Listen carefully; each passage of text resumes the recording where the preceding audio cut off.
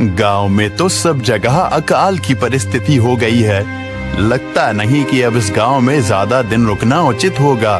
काम के लिए बाहर गांव तो जाना ही पड़ेगा। भूषण काम की तलाश में दूसरे गांव की ओर निकल पड़ता है। चलते चलते वह विजयपुर गांव में आ जाता है। वहां उसका रहने का कोई ठिकाना नहीं था और उसके पास कोई काम भी नहीं था। चलते चलते वह एक अमीर किसान जगत सेठ के पास आ पहुंचता है। सेठ जी, मैं भूषण दूसरे गांव से आया हूँ। हमारे गांव में अकाल की परिस्थिति हो गई है। लोगों के खेत सूखे पड़े हैं। गांव में बूंद बूंद पानी के लिए लोग तरस रहे हैं। अगर मुझे आपके पास कुछ काम मिल जाएगा तो बहुत कृपा होगी बड़े भाई। अरे रे, लगता है तुम्हारी हालत बहुत खस्ता हो गई है। ठीक है, वैसे मेरे पास एक काम तो है, पर लगता नहीं कि तुम वो कर पाओगे। सेठ जी, आप चिंता ना करें। मुझे आप कोई भी काम दे सकते हैं। मैं वो काम पूरी मेहनत और ईमानदारी से करूँगा। अच्छा ठीक है भूषण, तो कान खोल कर सुन लो। मेरे पास 50 गायें और 50 भैंसें हैं। तुम्हें हर रोज उन जानवरों का गोबर निकालना होगा और रोज सुबह शाम उन्हें चारा पानी देना होगा। महीने के आखिर में तुम्हें इस काम के लिए 200 रुपए मिलेंगे। और हाँ, 2 वक्त का खाना भी हमारी तरफ से मुफ्त दिया जाएगा। बोलो, क्या तुम ये काम कर पाओगे? अरे बाप रे, 50 गाय और भैंसों को संभालना आसान काम नहीं है। पर अब मैं कुछ कर भी तो नहीं सकता, और ऊपर से सेठ जी 2 वक्त का खाना भी दे रहे हैं। ठीक है सेठ जी, मैं ये काम कर लूंगा, पर एक विनती है। हाँ बोलो भूषण, क्या बात है? सेठ जी, अगर आपको समस्या ना हो तो क्या मैं आपके गायों के साथ गौशाला में रह सकता हूँ?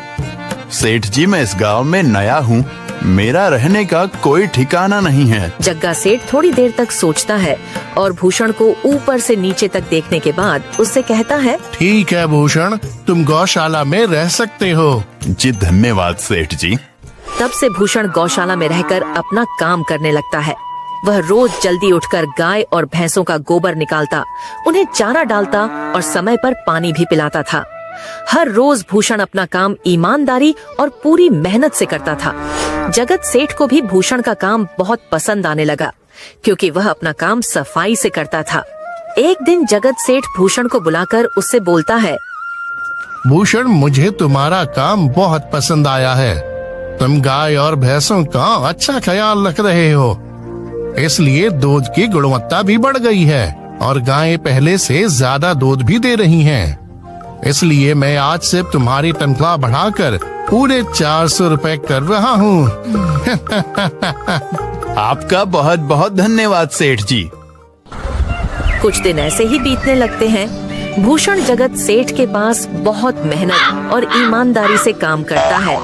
धीरे धीरे भूषण के पास अच्छा खासा रुपया जमा हो जाता है, जिससे वह अपने लिए छोटा सा रहने लायक एक कुटिया बनवा लेता है।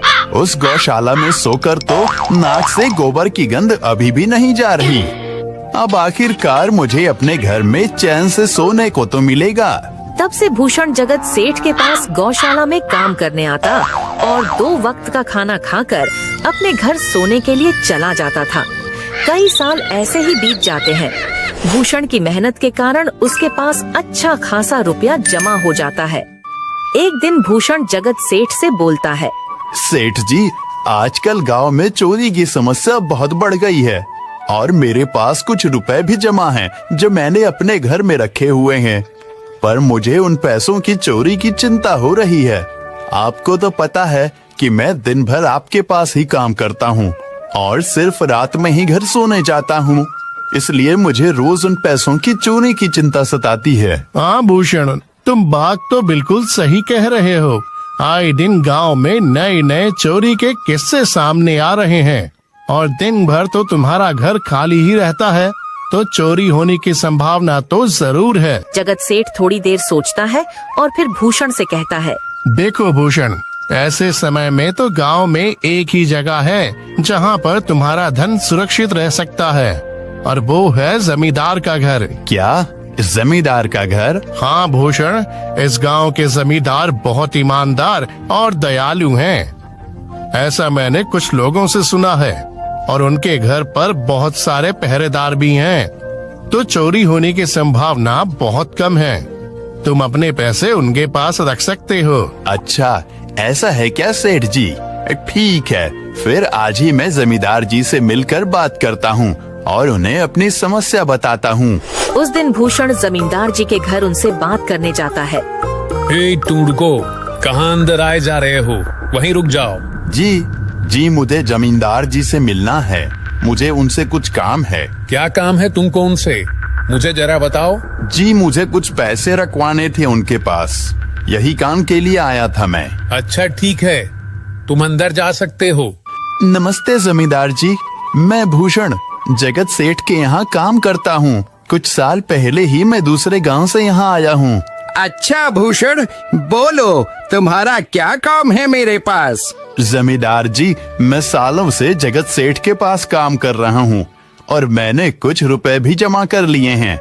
पर बात यह है कि गांव में चोरी की समस्या बहुत बढ़ गई है, तो मुझे अपने रुपए घर में रखने से डर लग रहा है।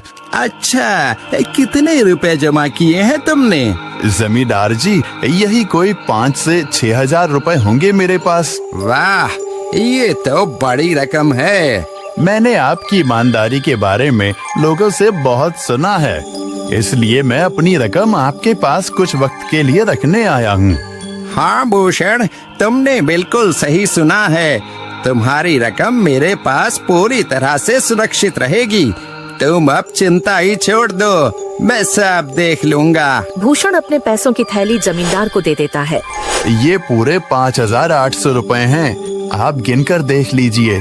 गिनने की क्या जरूरत है? तुम तो जगत सेठ के आदमी हो, मुझे तुम पर पूरा विश्वास है।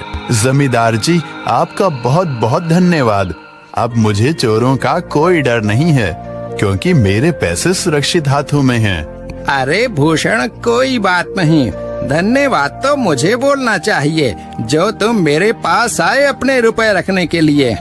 भूषण अपने पैसे जमींदार को देकर अपने घर चला जाता है। हाँ भूषण, तुम्हारे पैसे मेरे हाथों में ही अच्छे लगते हैं।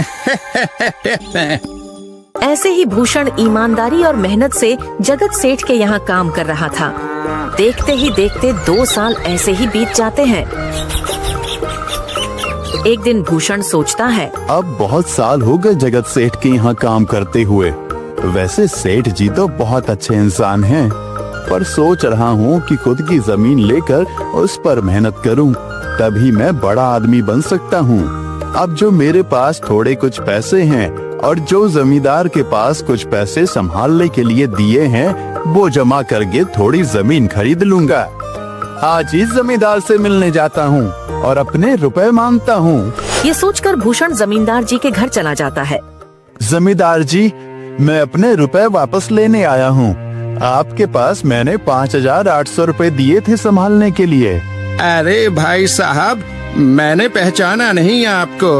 वैसे कौन हो आप? अरे जमींदार जी, मैं भूषण हूँ। पिछले साल मैंने आपको पैसे संभालने के लिए दिए थे, याद आया कुछ? अरे भाई साहब, मेरे पास कितने सारे लोग आते जाते हैं पैसे रखने के लिए, और सभी के साथ मेरा अच्छा व्यवहार होता है।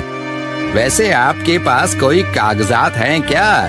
क्योंकि मैं हर व्यक्ति से कागज पर ही व्यवहार करता हूँ। किसने कितने पैसे दिए, किसके कितने पैसे रखे हैं, सबका व्यवहार रहता है मेरे पास। जमींदार जी, ये आप क्या बात कर रहे हैं? आपकी ईमानदारी देखकर ही मैंने आपको पैसे दिए थे संभालने के लिए, और आप अब ऐसी बातें कर रहे हैं। कृपया करके मेरे पैसे मुझे वापस कीजिए। हाँ भूषण, मैं ईमानदारी से ही काम करता हूँ, इसलिए तो तुमसे मैं डॉक्यूमेंट्स मांग रहा हूँ। क्या तुम्हें पता नहीं, जब तुम किसी से पैसों का व्यवहार करते हो तो तुम्हें स्टाम्प पेपर पर लिख कर देना पड़ता है। तुम किसी से भी पूछ सकते हो। नहीं जमींदार जी, मैं आपके पैर पड़ता हूँ, कृपया करके मेरे रुपए मुझे दे दीजिए। बड़ी मेहनत से मैंने वो पैसे जमा किए थे, मुझ पर ऐसा अन्याय ना करें। अरे क्या ये झूठ मूठ का रोना धोना लगाया है? लगता है तुम ढोंगी हो और मेरी ईमानदारी और भोलेपन का फायदा उठाकर मुझसे ये रुपए लेने आए हो। रुक, तुझे अभी सबक सिखाता हूँ। जमींदार अपने आदमियों को बुलाकर भूषण की पिटाई करने को कहता है। इसे तब तक मारो जब तक ये बेहोश ना हो जाए। इस 2 कौड़ी के आदमी ने मेरी ईमानदारी पर सवाल उठाया है, इसे छोड़ना मत। जमींदार के आदमी भूषण को डंडे से खूब मारते हैं। फिर भूषण दुखी होकर अपने घर चला जाता है। भूषण के शरीर पर घाव के निशान स्पष्ट दिखाई दे रहे थे। 2 दिन से भूषण घाव के दर्द के कारण जगत सेठ के घर काम के लिए नहीं जा पाता है। इसलिए अगले दिन जगत सेठ भूषण के पास आ जाते हैं।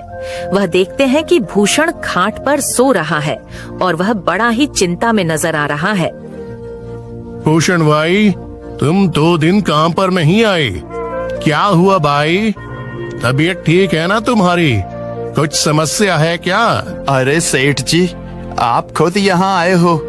आप खबर भिजवाते तो मैं खुद चला आता। अरे भूषण, कोई बात नहीं, तुम्हें देखकर लगता है तुम बीमार हो। क्या हुआ है तुम्हें? जगत सेठ, क्या बताऊं, जिस जमींदार के पास पिछले साल मैंने अपने पैसे संभालने को दिए थे, वो आज मुझे पैसे वापस नहीं करना चाहता।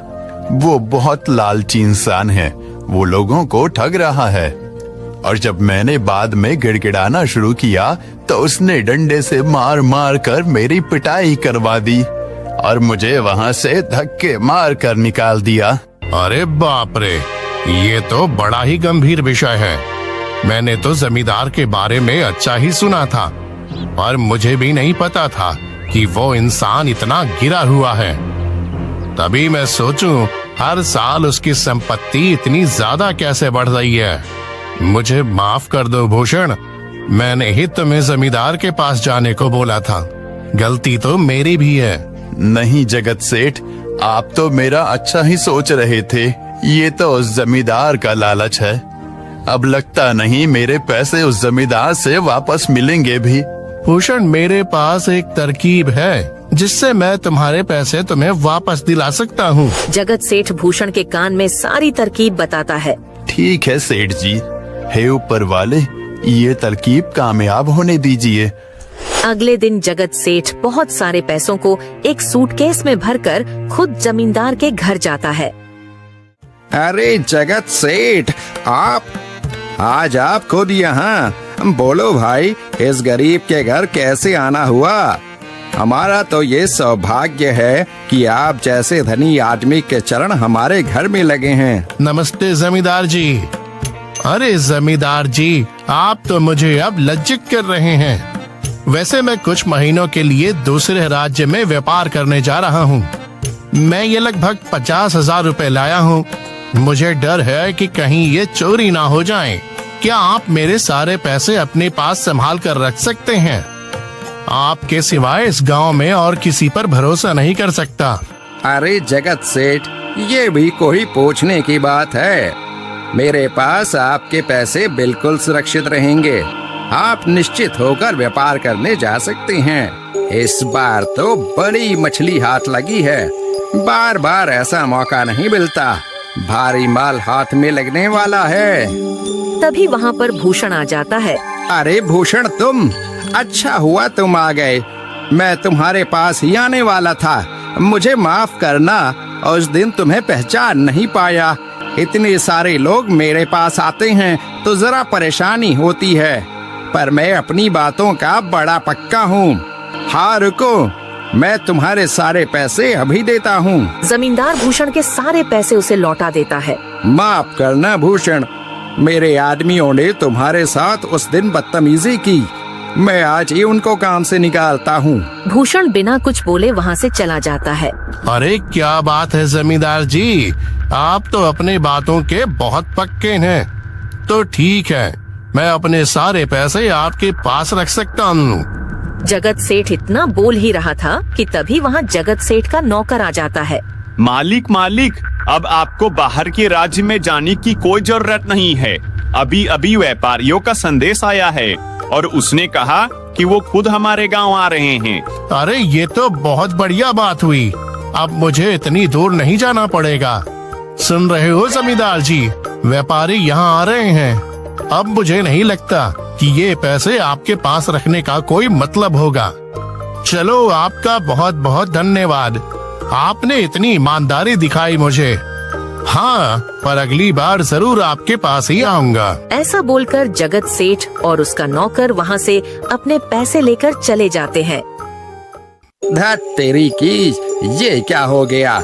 ये 50,000 तो चले गए और जो भूषण के 5,800 रुपए हड़प लिए थे वो भी चले गए। आपका बहुत बहुत धन्यवाद सेठ जी।